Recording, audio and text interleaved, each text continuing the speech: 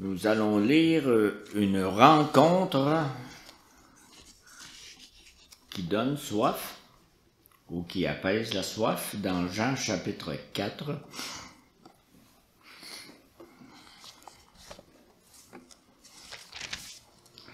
Une rencontre de Jésus en dehors de chez lui, Jésus en Samarie.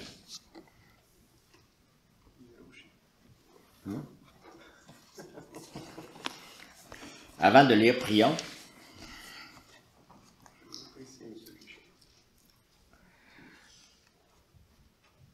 Seigneur notre Dieu, nous voulons te remercier pour ta parole.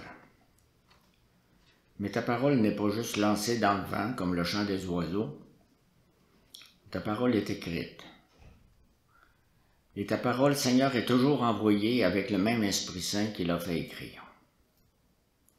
Nous demandons, Seigneur, ton Esprit Saint, qu'il vienne nous faire entendre ta parole et la faire vivre et nous nourrir de ta parole. Nous te le demandons en Jésus, ton Fils. Amen.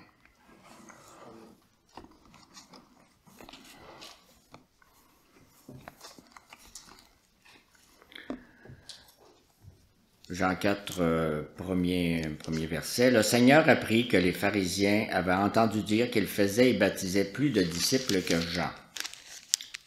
À vrai dire, Jésus ne baptisait pas lui-même, mais c'était ses disciples qu'il faisait. Alors il quitta la Judée et retourna en Galilée.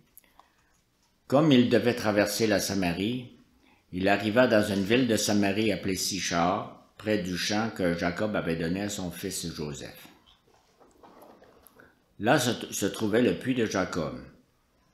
Jésus, fatigué du voyage, était assis au bord du puits. C'était environ midi. Une femme de Samarie vint puiser de l'eau. Jésus lui dit, « Donne-moi à boire. » En effet, ses disciples étaient allés à la ville pour acheter de quoi manger. La femme samaritaine lui dit, « Comment?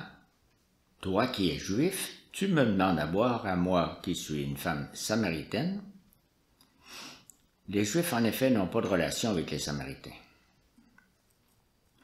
Jésus lui répondit, « Si tu savais quel est le cadeau de Dieu, et qui est celui qui te dit « Donne-moi à boire », tu lui aurais toi-même demandé à boire, et il t'aurait donné de l'eau vive.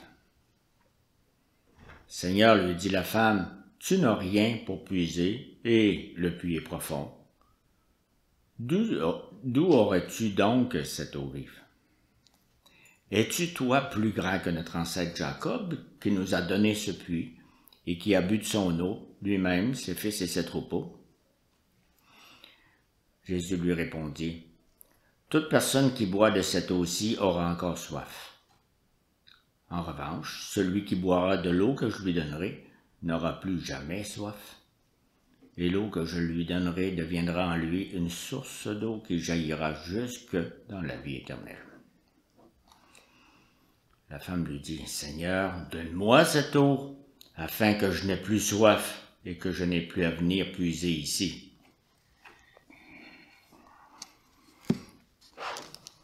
Nous terminons ici le récit que Dieu voulant, nous continuerons la semaine prochaine.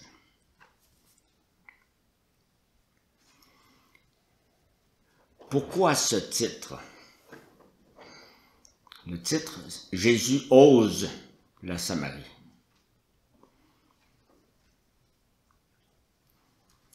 Qu'est-ce qui est osé dans la démarche de Jésus? J'ai l'habitude, souvent, vous êtes en voyage durant l'été, et je l'étais aussi cette semaine, un peu de géographie. C'est bon de connaître la carte routière. Entre la Judée au sud et la Galilée au nord, il y a une région qu'on appelle la Samarie, entre les deux. Cette Samarie-là, c'était le territoire d'Israël, donc on appelait aussi le royaume du Nord, après le temps de David et de Salomon, quand on a séparé royaume du Nord, royaume du Sud. Mais le royaume du Nord s'est pas maintenu parce que les Assyriens l'ont envahi en 722 avant Jésus. Et pour être sûr que les gens de ce coin-là ne se révoltent plus contre eux, les Assyriens, ils ont déporté plusieurs Assyriens dans ce territoire. Donc, c'est maintenant un territoire mélangé entre Israélites et Assyriens. Et avec ces étrangers sont apparus en Samarie d'autres façons de vivre, des divinités étrangères, de plus en plus différentes de ce qui se vivait en Judée, à Jérusalem ou même en Galilée. Et ces croyances ont été mélangées à la loi de Moïse, chère aux Israélites. La loi de Moïse a été gardée par les Samaritains. Et nous pouvons en lire des aperçus dans les réponses de la femme ici, où elle parle de notre ancêtre Jacob. Elle parle d'un lieu pour adorer Dieu. C'est ce qu'ils ont conservé de la loi de Moïse. Donc, c'est un peu ça, la dégradation des croyances et des pratiques religieuses en Samarie, à peu près 750 ans avant l'événement que nous lisons. Les autres Palestiniens, ceux du nord de la Samarie, les Judéens au sud, comment est-ce qu'ils fraternisaient avec les habitants de cette enclave samaritaine? On le lit dans le texte, il n'y a rien du tout. On n'ira pas chez vous, vous venez pas ici. Vous êtes des hérétiques, vous êtes pire que des étrangers, parce que vous avez remplacé l'enseignement des prophètes par toutes sortes de pratiques païennes, toutes sortes de cultes sous les arbres, des cultes à des Baals. Honte à vous! On ne veut pas même vous voir. Donc, quand les Juifs avaient un projet de voyager vers le nord ou vers le sud, c'était la coutume de faire un grand détour pour ne pas rencontrer les Samaritains. Et c'était même une interdiction légale que les chefs du peuple donnaient. Une interdiction de, si vous vous approchez d'eux, vous leur parlez, vous vous souillez, s'il vous plaît, vous ne pouvez plus rentrer au temple. Donc, la question que ce texte nous pose, c'est pourquoi Jésus ne fait pas ce détour. Comme il est écrit, pourquoi Jésus devait traverser la Samarie. Et c'est aussi la question de la Samaritaine. Les gens de ta race ne viennent pas chez nous, encore moins nous adresser la parole. Viens pas essayer de nous convertir à ta religion. Et nous entendons un ton accusateur, le ton de la Samaritaine qui montre toute l'hostilité des Samaritains envers les Juifs. Et la réponse à cette question, elle a été élaborée par l'apôtre Paul dans le texte d'Éphésiens qu'on a lu tantôt. Jésus a abattu le mur qui était élevé entre les Juifs et les païens comme les Samaritains. Jésus a abattu ce mur-là sur lui-même, en mourant sur la croix. Mais il a commencé à abattre le mur dans des visites comme celles que nous voyons ici. Il a commencé à abattre le mur quand il est allé à la rencontre des Samaritains. Selon Paul, il n'y a plus de Juifs, il n'y a plus de non-Juifs, il n'y a que des croyants en Jésus de provenances diverses. Parce que la fidélité, la foi, ce n'est pas en telle pratique ou telle autre pratique, c'est en une personne. Ça nous appelle aussi à nous dans nos rencontres. Est-ce que ça nous arrive d'abattre des murs, même des murailles d'hostilité? Comme j'ai dit à quelques-uns tantôt, j'étais dans la neuvaine de l'Assomption ces derniers jours. Et quelqu'un tout à coup me pose une question que j'ai trouvée intéressante. Pourquoi c'était interdit de traduire la Bible il y a 1000 ans? Répondre à ce monsieur, je peux le faire en appuyant sur la différence entre sa religion catholique en rapport avec la protestante, et ça semble tout à fait naturel, c'était interdit par votre pape, mais non. Mais en soulevant cette opposition, qu'il n'a pas mis dans sa question. En soulevant cette opposition, j'élève déjà un mur entre lui et moi. Un mur déjà présent, mais que je réaffirme, il y a une différence entre toi et moi. Je crois qu'il y a d'autres approches pour expliquer cette question délicate. Je ne vous expliquerai pas le reste. Et d'écouter Jésus parler à la Samaritaine nous sera utile dans des situations comme celle que j'ai vécue. Jésus offre à boire. Vous voyez là que c'est pas simple à comprendre au début. Jésus a demandé de l'eau. La femme a répondu, « Non, nous ne servons pas à boire à nos ennemis. » Jésus réplique, « Si tu refuses mon offre d'eau spirituelle, tu refuses Dieu. » À son tour, la dame dit, « Mais je ne suis pas séparé de Dieu. Mon ancêtre c'est Jacob, même ancêtre que le tien. » Et du fond de son puits profond qu'il a creusé, tu penses pouvoir puiser de l'eau? C'est bien drôle. Pour qui te prends-tu? Plus grand que tous les autres avant toi? Mais Jésus ne se laisse pas ridiculiser. Il dit, je t'offre plus que de l'eau. Je t'offre une source d'eau. Une source qui va être utile pour ta soif aujourd'hui et utile pour la vie éternelle. Je ne sais pas qu'est-ce qu'elle a compris, la madame, mais on peut le deviner un peu par la suite. Elle semble réduire l'offre de Jésus à de l'eau qui coule dans un seau, dans un verre. À de l'eau qui désaltère le corps, qui est bonne pour la vie humaine. Même cela, c'est intéressant pour elle. Ne plus avoir à venir au puits à chaque jour. Elle semblait se cacher pour venir au puits à chaque jour. Ça n'a plus besoin. C'est déjà intéressant. Mais à ce moment-là, au moment où Jésus l'emmène sur un terrain qu'elle ne connaît pas trop, elle ne quitte pas le puits. Est-ce qu'elle a de l'intérêt pour la personne de Jésus? Ou elle aurait un intérêt pour l'offre que Jésus lui présente? Dans le fond, avoir la vie éternelle, ce qui lui est offert maintenant, c'est avoir Jésus chaque jour, même si on ne passe pas par le puits de Jacob. Puis la vie éternelle, c'est Jésus présent dans la personne, quand l'eau a infiltré le croyant, puis l'a imbibé complètement. Et ça, c'est le travail du Saint-Esprit. Ça, c'est le travail du Saint-Esprit.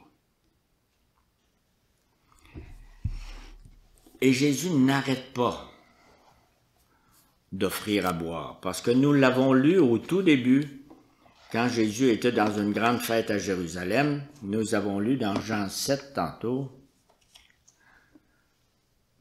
Le dernier jour de la fête, Jésus, debout, s'écria, « Si quelqu'un a soif, qu'il vienne à moi et qu'il boive. » Voyons que le contexte est différent, là.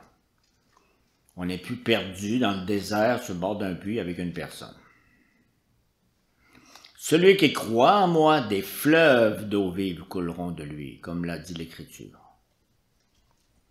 Il dit cela à propos de l'Esprit que devaient recevoir ceux qui croiraient en lui.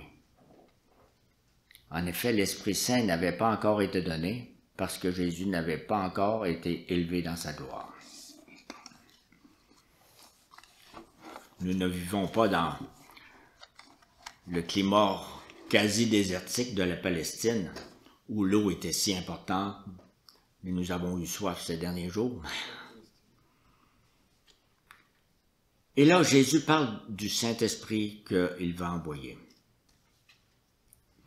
Il faut la foi pour recevoir l'eau qui désaltère.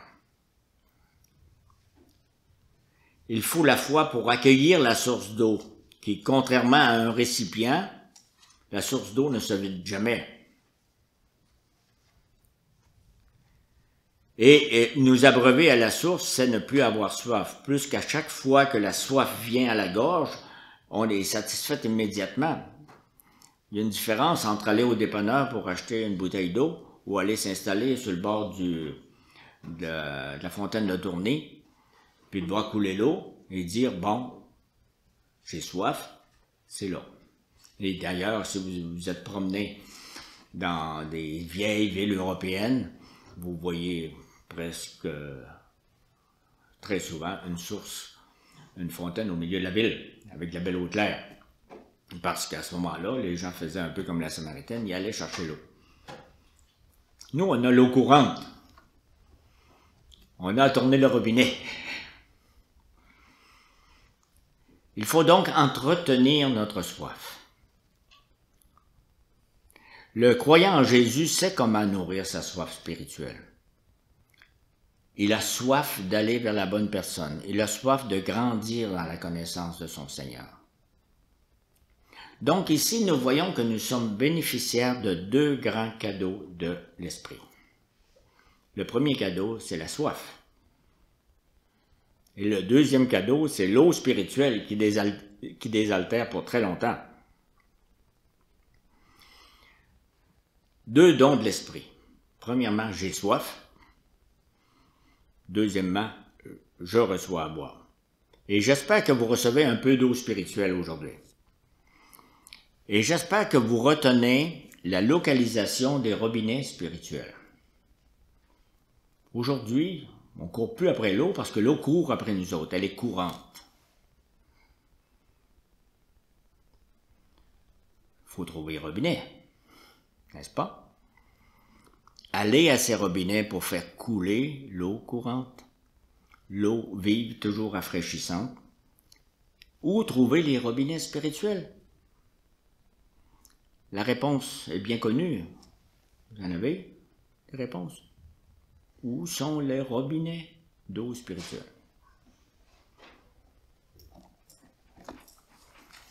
On dit régulièrement, ici à l'église ou ailleurs, Dieu parle. À vous comme à la Samaritaine. Un, des robinets. Un autre robinet. Ouais. Merci. Un autre robinet. Se rassembler autour du Seigneur. Le jour du Seigneur. Alimenter notre soif spirituelle. Vous en connaissez d'autres? Il y a des annonces dans le feuillet, on se rassemble durant la semaine pour prier ensemble, pour partager un autre robinet. On espère que l'eau courante, la source d'eau vive, va se rendre à votre groupe et aux autres groupes qui ne sont pas annoncés, mais que vous faites. C'est intéressant de connaître l'emplacement des robinets spirituels, mais c'est encore plus utile de s'y rendre, n'est-ce pas? Comme je vous ai dit, durant les derniers jours, j'étais à Notre-Dame-du-Cap. Je ne sais pas pour faire de l'annonce pour Notre-Dame-du-Cap, mais je suis là depuis quelques étés et je n'ai pas rencontré la Samaritaine. Toutefois, il y avait une dame qui regardait une bannière de l'Expo Bible et qui me dit « Je lis que dans la Bible, c'est écrit que la Bible, c'est une parole d'homme et qui était aussi une parole de Dieu. » Qu'est-ce que ça veut dire? C'était une Samaritaine. La madame avait soif. Combien de personnes ont lu ça, mais n'ont pas dit, n'ont pas compris ce que cette visiteuse a écrit? Je prie pour que le Seigneur désaltère cette dame-là, pour longtemps. Et si je retourne à Notre-Dame-du-Cap, c'est pour entendre l'Esprit Saint qui parle dans tellement de personnes. C'est pour ça que ce matin, vous avez à peu près juste une méditation que je vais continuer dimanche prochain pour le reste du texte de Jean 4. Mais l'expérience de Jésus, de la Samaritaine, elle est 2022. Amen.